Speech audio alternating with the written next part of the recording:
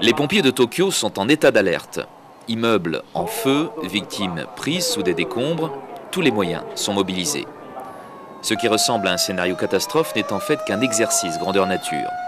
Le Japon est particulièrement exposé aux tremblements de terre et les services d'urgence se doivent d'être prêts.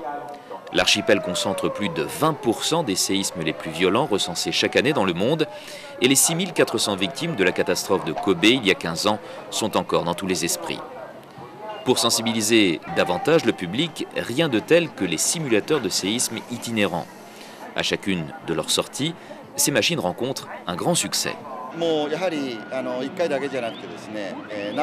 Il est très important de s'entraîner, pas juste une fois, mais régulièrement. C'est pour cela que l'on promène ce véhicule un peu partout, pour essayer d'éduquer les gens. Ici, on expérimente les secousses en famille, effet garanti auprès des plus petits. Quand ça s'est mis à bouger de tous les côtés, ça m'a fait très peur. J'ai eu du mal à rester en place. J'ai dû m'agripper à quelque chose, c'était plus fort que moi.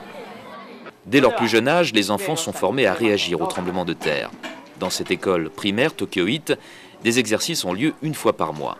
En cas de séisme, les élèves doivent se réfugier sous leur pupitre, puis coiffer leur bosai zukin, sorte de bonnet molletonné pour protéger leur tête.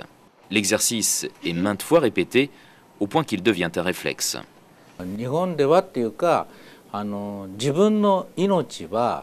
Au Japon, les gens estiment qu'il est important de se protéger soi-même.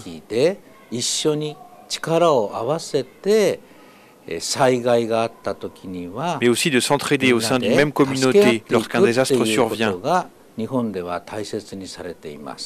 En tant que proviseur de cette école, Takeshi Sakae a aussi la responsabilité d'accueillir les résidents sinistrés du quartier en cas de catastrophe. En attendant, la cour de récréation appartient aux enfants.